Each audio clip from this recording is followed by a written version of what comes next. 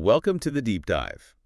You reached out to us, and it was a really interesting request, actually. You wanted us to go, like, beyond just the surface level, the reality TV stuff. You wanted a serious look at, well, everything happening in Charleston nightlife. The TV drama, sure, but also the surprising economics, the service industry side of it all. Yeah, the whole intersection, it's fascinating when you dig in. And let me tell you, our sources, they definitely delivered. We're basically walking onto what people are calling Bravo Boulevard now, right into Leva Bonaparte's world, her nightlife empire. It's quite the setup. It is. And it's this place where, the drama feels very manufactured for the cameras, for the millions watching. But the money, the cash flow, that part is incredibly real. Brutally real sometimes. So our mission today, it's kind of two things. First, we got to unpack the Southern Hospitality Season 3 reunion. Yeah. Just the chaos, the betrayals, the tears, the works. Oh, yeah, that reunion was something else. And right alongside that, we need to look at the other side, the stark reality. How are these bartenders actually making six figures in Charleston? And how do they keep it? What's the real deal? Okay, let's unpack this. Right, because that financial piece, that's kind of the foundation for everything else we see on screen, isn't it? Leva Bonaparte and her husband Lamar, they aren't just, reality stars. They're serious entrepreneurs, big players in Charleston's nightlife. They've got 4 spots, all clustered around King Street. 4 distinct places, right? Exactly. And Leva herself, she gave this perfect analogy, actually, compared it to Lisa Vanderpump's setup, but, Charleston style. Okay, how did she break it down? She sort of frames it like a whole lifestyle thing. Mesu, that's their Mexican-Japanese fusion place. She says that's for family. Right. Bourbon and Bubbles, that's the upscale spot. Date night. Sophisticated. Gotcha. Date night. And then there's Republic. Ah, Republic. The star of the show. The star, yeah. And Leva jokes, she says, Republic is where you take your mistress. It's the late night joint where discretion is, supposed to be key, but maybe not always achieved on camera. Okay. And Lamar's? Lamar's is the private club. Total privacy if you need to be off the radar completely. Wow. So it really is an ecosystem covering every base from family dinner to, secret meetings. Yeah. And making money off all of it. Precisely. And Republic, the one we see most on the show, that is the definition of a late night beast. It's the main moneymaker, the cash cow. Right. That's where you see the staff, the bartenders, the servers, really hustling for those huge bottle service commissions. We're talking commissions that can hit like $10,000 from just one table. $10,000 from one sale. That's what the sources indicate is possible at the top end. That's why the stakes are so high. That's why they put up with the cameras, the drama, the environment. The potential payoff is just huge. And, putting up with it really worked out for Bravo, didn't it? We have to mention how successful the show actually became. Season 3, that premiered back in January 2025, and the reunion was March 2025. It was a hit. A surprisingly big hit. The numbers are kind of staggering when you look at them. Viewership climbed 58% on Peacock. 58%, wow. Yeah, and it was up 1% on Bravo itself year over year. Now, that might not sound huge, but in today's TV landscape, getting any growth, especially for a show in its 3rd season, is really rare. So it bucked the trend. Totally. It was the network's first original series to actually grow its audience across the first 3 seasons since way back in 2018. That's impressive. And that episode on February 6th, it hit a series high, 1.1 million total viewers. People were really invested in this crew, this drama. And the absolute core of that drama, what those 1.1 million people were tuning in for in Season 3, was really the relationship between Emmy Sherritt and Will Culp just falling apart in slow motion. Yeah, that was the central storyline for sure. Right. For Emmy, she always presents herself as super ambitious, super focused. She has this 5-year plan she talks about all the time. Right. Career, life, everything mapped out. Exactly. And this whole season just felt like a massive threat to that plan. The drama was all around Will Culp. He's the law student. Yeah. Used to bartend at Republic. And the conflict was basically twofold, Rick. Yeah. First, there were these really awful things he supposedly said about Emmy when he was drunk, calling her boring and even anorexic. Right. Just brutal. Really nasty stuff. And second, these rumors that just wouldn't die down about him cheating while he was away at law school. Persistent rumors. And what stood out immediately watching it unfold, and especially at the reunion, was Emmy's defense of him. It was unwavering, almost desperate, you could say. Totally. Like everyone else is lining up with stories, with receipts, as they call them. Right. And she's just standing there, absolutely sticking to the story. He never cheated, period. Does she address the money aspect? Like people thinking she's just sticking around for his future lawyer salary? She pushes back hard on that. So she's not dumb or blinded by the money he doesn't have.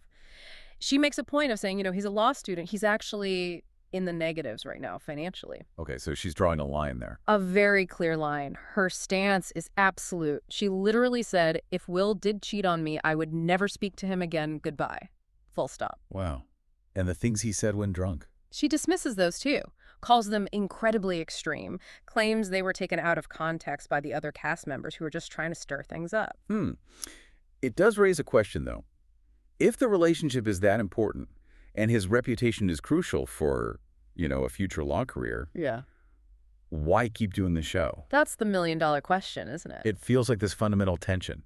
They want the platform, the clout, and maybe the money that comes with reality TV. But they can't handle the price, the scrutiny, the way the show demands drama. Exactly. Because the law demands, discretion, integrity. Yeah. Reality TV demands the opposite. Volatility, exposure. And the exposure just kept getting worse, especially with those law school rumors that popped up right near the end of the season before the finale. Okay, tell me about those. They got more specific, right? Oh, yeah. Way more specific. It started kind of General Will was apparently seen around campus, like a lot, with another girl, and people just assumed she was his actual girlfriend. That's already bad. But then it got worse. The rumor became that this girl actually lived with Will for a bit. Lived with him. Yeah. Whoa. Okay, I remember Mia Lario had that confessional. Yes. Where she said if she found out some girl lived with her ex, Trevor, he would not be here. Like, physically. Right. That felt like the normal human reaction to that kind of news. Exactly. That's the baseline. But the real bombshell, the one that felt truly damaging, came from T.J. Dinch. What did TJ add? T.J. revealed that Will allegedly took the same girl to his law school prom while Emmy was away on a ski trip. Oof. The prom. That's like a direct slap in the face to Emmy, especially given the party she throws later. Huge insult. Completely undermined everything she was trying to do. So, did Will ever try to explain the living together part? What was his story? Well, his side of it, which came out sort of indirectly, was that this girl was just a law school friend, needed a place to crash while moving, slept on his couch, and crucially, he claimed he was actually out of town in New York while she was there. Okay. And he also claimed Emmy knew all about it and wasn't bothered at all, said she wasn't threatened. Even if you believe that, which sounds convenient, his attempt to manage the rumors just backfired spectacularly, didn't it? Oh, completely. Made things so much worse. He tried to get out ahead of it, started calling Austin Steffen's girlfriend's family. Why her family? He thought her brother started the rumors. Turns out he didn't. But the calls themselves were seen as really aggressive, invasive. It freaked out Austin's girlfriend, Allie, so much that she skipped Emmy's big prom night party. So his damage control just ended up looking super calculated and kind of threatening. Exactly. That's what Austin Steffen basically said. Whether the rumors were true or not, Will's actions in trying to shut them down looked really bad. Aggressive. Controlling the narrative. And that leads us right into the season finale, the prom night disaster. Yeah, the meltdown. Emmy puts together this whole elaborate thing, a gorgeous Charleston mansion. She's trying to create this perfect redo prom moment because she missed his real one, trying to fix the narrative. A noble effort, maybe, but it blew up immediately. How did it start? Austin calls Will out right away, publicly, about the phone calls to Allie's family, puts him on the spot. Okay, 10 start. And then TJ, who'd clearly been holding on to this all season, just unleashes, confronts both Will and Emmy, yells the specific accusations. I know you cheated on her with that bitch and that you lived with her and took her to prom. Just lays it all out there. Wow. In front of everyone at their party. The whole vibe just shattered. Emmy and Will, they just couldn't take the scrutiny, the exact scrutiny they signed up for by being on the show. They literally flee their own party, end up arguing out on the sidewalk. It was intense. And Emmy had that line later, right? About the pyre of attention. Yeah, it was pretty heartbreaking, actually. She talked about this pyre of attention on their relationship and said, no normal person's supposed to go through this. Which is true, but... But they chose the path that guarantees exactly that level of attention. It's the paradox. Precisely. And the avoidance, the running away from scrutiny, it continued right up to the reunion. Right. Will was a no-show on the stage. Notably absent, as they say. Even though sources said he was actually in the building, just refused to come out, left Emmy completely alone to face the music. And Andy Cohen didn't pull any punches, right? Nope. Asked the obvious questions straight up. So he's quitting the show. How did Emmy answer that? It must have been awkward. Very. It felt super rehearsed. She didn't say yes, he quit. She said something like, he doesn't think that he can continue to entertain and engage with that group any longer in that capacity. Okay, that's careful wording. What was the reason given? His mental health, that was the stated reason. Again, though, if you're aiming for a serious law career, doesn't quitting a TV show citing mental health create its own kind of narrative issue he'll have to deal with later, maybe in court, or trying to get hired? That's a really sharp point. It does feel like the potential damage to his reputation from staying on the show or maybe having more stuff come out became greater than any benefit.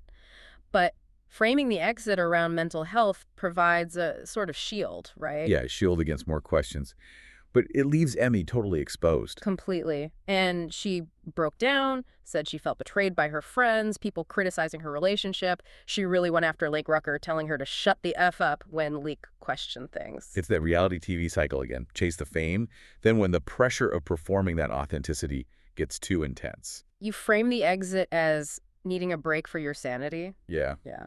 And remember, Will deleted his whole Instagram right after filming Rap 2. It really felt like he was trying to just disappear from public view. Okay, so that whole saga really dominated the season. But it seems like Will and Emmy, or maybe their side, had one more card to play at the reunion. A deflection tactic. It definitely felt strategic. They dropped another massive bombshell, yeah. One that shifted the focus away from Will's alleged cheating onto someone else's lie. A completely fabricated scandal involving their friends. Okay, this takes us right into the messy friendships. Section 2. Maddie Reese. She had that really emotional moment at the reunion, right? Crying, saying she learned shocking information just the night before taping. Exactly. And you know how these shows work. The producers probably fueled that pre-reunion talk to maximize the drama. So what was the bomb? Dropped by Will and Emmy's side, you said, for their redemption. Yeah, the idea seemed to be, see, everyone lies in this group, not just Will, maybe. The big reveal was that Maddie's ex-boyfriend, Trevor Stokes. Remember all the drama last season with him supposedly cheating with Sammy? Oh, yeah, that was huge. Caused their breakup, basically. Well, the bombshell was it never happened. Trevor never actually cheated on Maddie with Sammy. Wait, what? So Maddie went through, like, a whole year of public agony. The breakup, the fights, the tears, all based on a lie. A lie that was apparently known within the group and allowed to play out for an entire season of filming. That's what came out. Who made it up and why? Bradley Carter admitted it. He confessed he was the one who fabricated the whole story initially. Bradley, why would he do that? His explanation was, well, flimsy. He claimed that a few weeks into filming season 2, Sammy actually told him it wasn't true. But Bradley felt they were already too far in it with the storyline. He didn't want to derail the narrative for the show, so he just let it ride, let Maddie believe it. That's incredibly cold. Just staggering betrayal for TV content. Right. Bradley did try to take some accountability at the reunion. She made a point of saying he was doing something Will has never done, which is admit fault, but the damage already done massively. I can't even imagine how Maddie felt, realizing her friends watched her suffer over something they knew was fake. For a year. She was devastated, completely reevaluating all her friendships. It really pulled back the curtain, didn't it? Showed how easily genuine feelings can be sacrificed for a storyline. It shifted the focus from just Will to, like, a systemic issue of betrayal within the cast. Yeah, it really did. And speaking of shifting dynamics and maybe betrayal, we need to talk about Joe Bradley and TJ Dinch. Their relationship this season was a real roller coaster. Definitely turbulent. It started off rocky right from episode 1, with Joe confronting TJ about feeling betrayed, about a breach of trust. But they tried to fix it, right? There was that scene at Bourbon Inn Bubbles mid-season. Looked like they were genuinely trying to hash things out. They did. They had this really intense emotional conversation, trying to mend fences, talking about some difficult personal stuff between them, a moment of real vulnerability. But that conversation ended up causing more drama. Yeah, that's the twist. When Joe watched the season back, he claimed that TJ then went around telling people that their heart-to-heart, that vulnerable moment, somehow meant Joe was gay. Seriously. That's a huge accusation.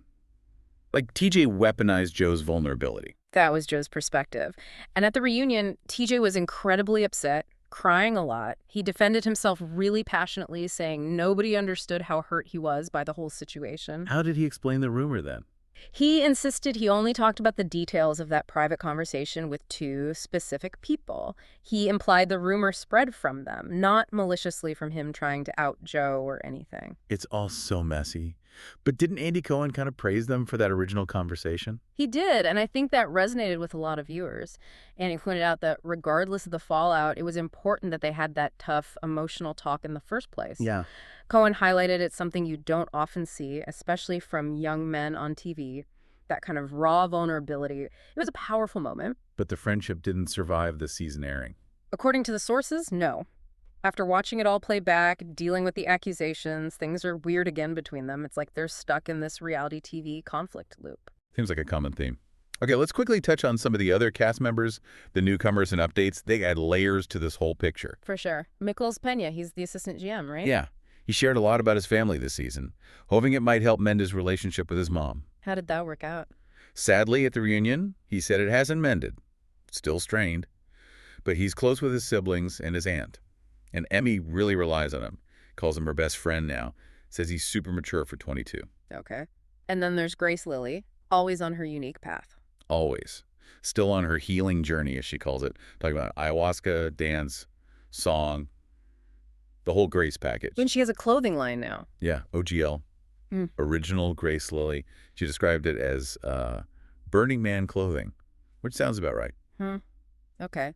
And what about the singing? Oh, right. She made the pretty bold claim that she sounds like Amy Winehouse when she sings. Amy Winehouse, wow. Did anyone confirm this? Any audio evidence floating around? No, our sources were unfortunately silent on the vocal quality. Yeah. But you got to admire the confidence. Right. That's definitely part of the Charleston nightlife currency. Confidence, absolutely. And finally, Lake Rucker, newer face. Right. She talked about her family's deep Southern roots, but also about her sexuality.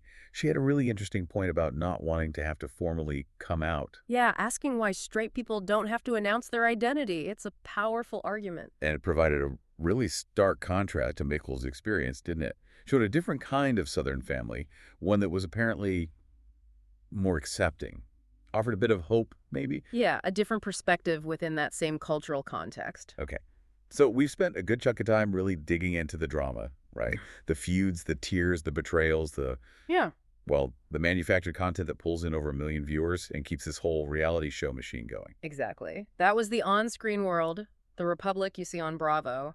Now we make the pivot. Time for the switch. Yeah, we're shifting gears completely, moving from the TV performance to the actual economic reality of working in Charleston nightlife. We need to understand the mechanics behind the scenes, the high stakes, the potential for huge earnings, but also the massive challenges, logistical, financial, even physical and mental. This is the reality behind the reality TV, the true cost of hospitality. This is where we get into the nitty-gritty, the deep stuff. We're not just talking about Leva getting $10 for bottle service. We're talking about how individual bartenders, the people we see pouring drinks, are verifiably making high six-figure incomes in Charleston right now. The numbers are genuinely mind-blowing when you hear them directly from people in the industry. Our sources gave us some specifics. One bartender, looking back to 2015 even, said they cleared nearly $13,000 in gross income in 1 month. 13 grand in a month back then. Wow. And more recently, another pro shared their numbers. $141,000 in gross tips in a single year. $141K just from tips. Just tips, and that's not even counting the cash from private events. Right, those can be huge windfalls. We heard one story. A bartender worked his single engagement party. Walked away that night with $2,100 in cash, plus another $2,500 in checks. Wait, that's $4,600. From one party, one shift. $4,600 from one event, that kind of earning potential, it explains why these jobs are so competitive, why people hustle so hard.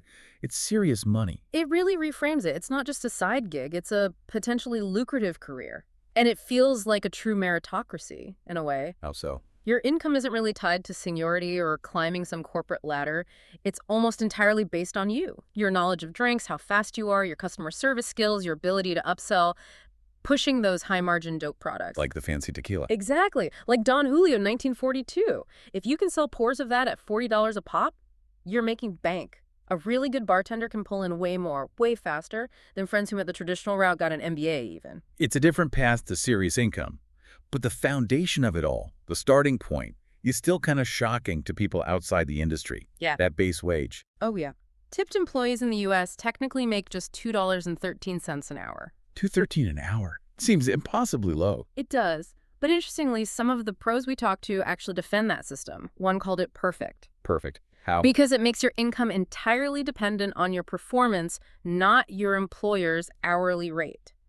If you're good, if you hustle, you're rewarded directly by the customer through tips. You control your earning potential. If you're bad at the job or lazy, you just don't make money. Simple as that. Okay, I see the logic.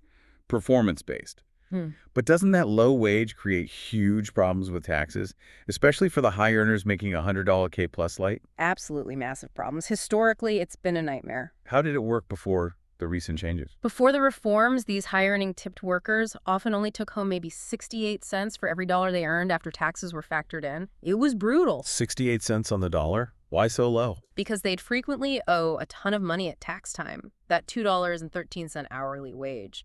It wasn't nearly enough to cover the income tax, the Social Security, the FICA taxes that were due on all those cash tips they were making. So the withholdings were way too low. Way too low. And the problem was compounded by an old IRS rule. The IRS basically assumes that 10% of a bar or restaurant's cash sales automatically count as employee tips. That amount gets reported on your W-2, your income tax base, whether you actually received it or not. Okay, mandatory reporting based on sales. Right, but here's the kicker. Most good bartenders make way more than 10% of sales in cash tips. So if they were honest and reported all their actual cash tips, They get taxed twice. effectively, yes. They were taxed on the assumed 10% via the W-2, and then taxed again on the cash tips they declared above that amount. It created this really messed up incentive to underreport your cash just to avoid being penalized by the system. That sounds incredibly stressful and complicated. Yeah. But you mentioned changes. There's something new happening. Yes, this is huge, a really big deal for the industry. There's a new law that introduced something called the FICA tip credit. Like a tip credit. What does it do? It provides a significant tax credit, up to $25,000, specifically for workers in tip-based jobs. Servers, bartenders, valets, even dancers, strippers. Anyone whose primary income comes from tips. 25 grand. That's substantial. How does it work? Is it just a deduction? It's actually better than just a deduction, Yeah. based on how tax pros are interpreting it.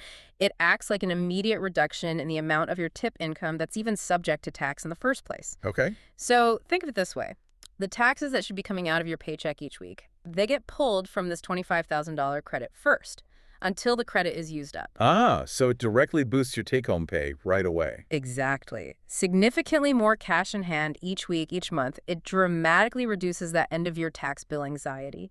And crucially, this credit is set to last for 3 years, giving some stability. That must be absolutely game-changing for those high earners. It kind of normalizes their income flow throughout the year. It's massive. It addresses a huge life obstacle they faced.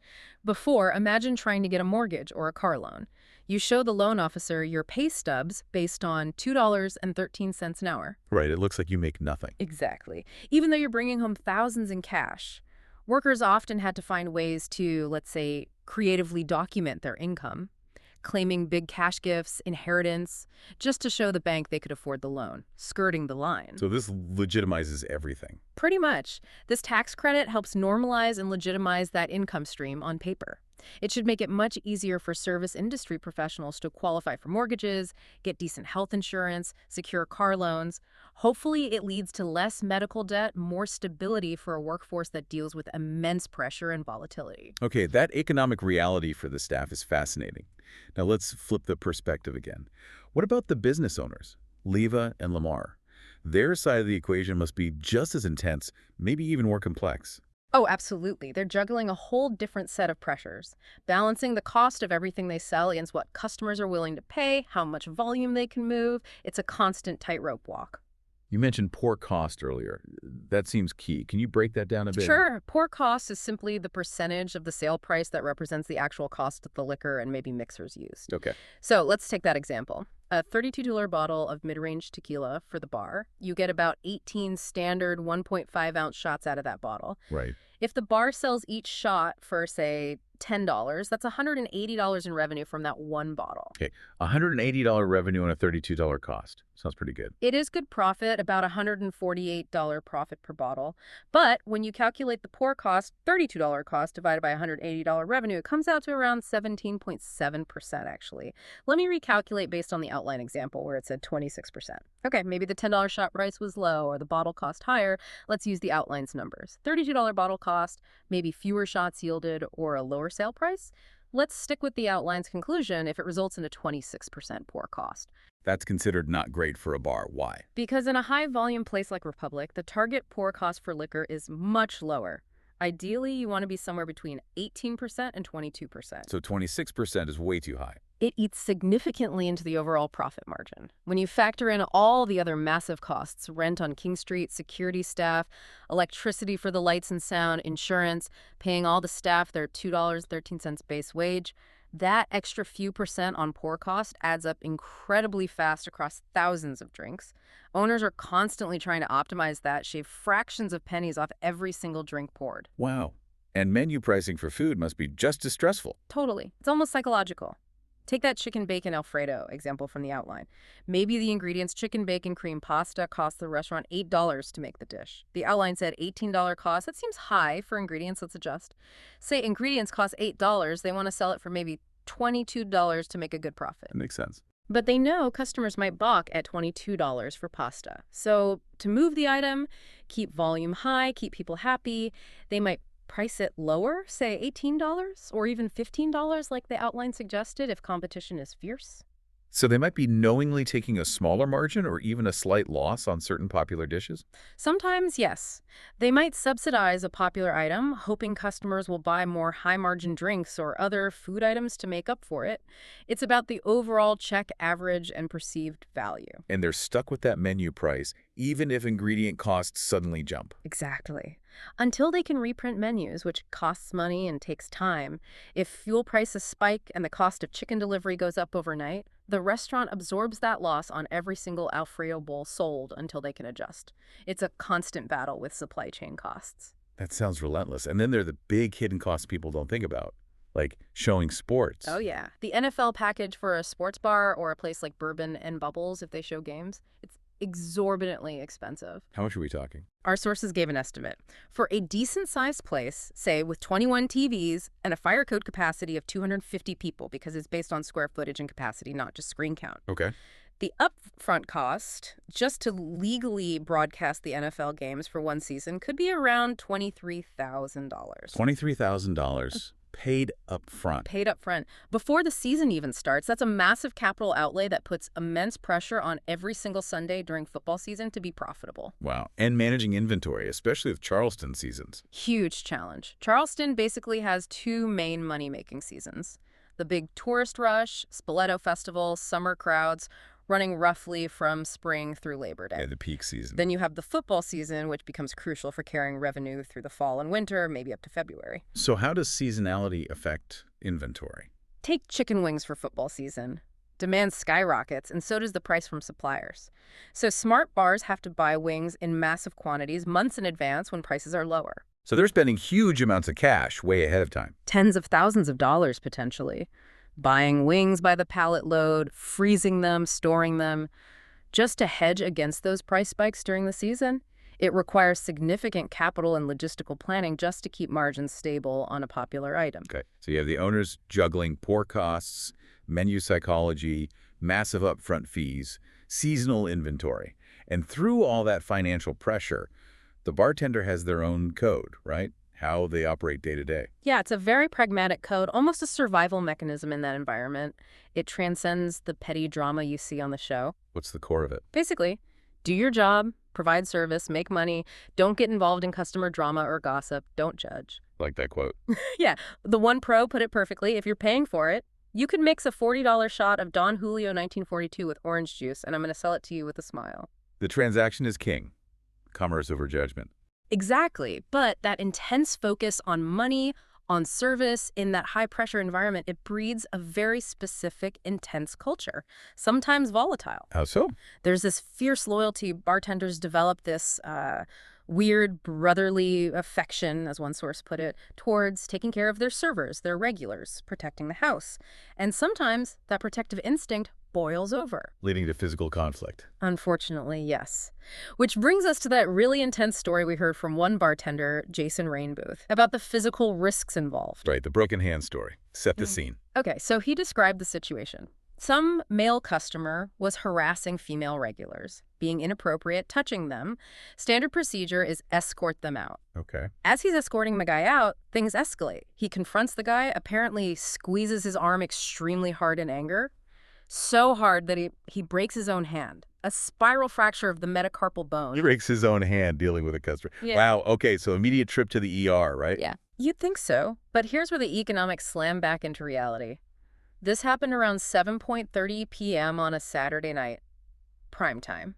Peak earning hours. Losing that shift would cost serious money. Exactly. Going to the ER meant hours lost, potentially the entire rest of the night. He estimated he'd lose about $750 in tips if he left right then. $750. So instead of getting immediate medical attention for a broken hand, he and another bartender reset the bone themselves, right there. Right? What? How? Pushed the bone back into place, taped it up using AC ducting tape from the bar's toolkit, and then get this poured energy powder coagulant directly onto the open wound to try and stop the bleeding. Duct tape and energy drink powder on a spiral fracture. Just so he could keep working. Just so he could finish his Saturday night shift and not lose that $750. He chose the immediate income, the tips, over urgent medical care for a serious injury. That single anecdote tells you almost everything about the extreme pressure and the high-stakes financial reality these guys operate under. It's unbelievable. The calculation $750 now versus surgery later just crystallizes how precarious that high income can feel. Did the patron sue? He did. Sued the bar, sued the bartender personally. Ah. But the case got dismissed with prejudice. The judge basically ruled that the patron's own behavior, inappropriately grabbing women, initiated the whole thing. It kind of validated that aggressive, protective culture in a way. Still, the cost. The physical toll. Exactly. That relentless intensity, the pressure to perform, the crazy money mixed with the physical demands and the substance-fueled environment, it takes a toll. Right. Which is why it's so important to mention Ben's Friends. Right, the support organization. Yeah, founded right there in Charleston. It provides substance abuse support specifically for people in the food and beverage industry, now nationally. It highlights just how necessary that support is, given the unique pressures of this high-reward, high-stress world. That's a powerful note to end on for the economic side. And it really brings us full circle, doesn't it? Synthesizes the whole deep dive. It really does. We started with the on-camera chaos, the manufactured drama of Southern hospitality, Emmy, Will, the betrayals, the tears, all playing out for millions. The stuff designed for ratings. And we contrasted that with the gritty, messy, high-stakes reality of the actual work.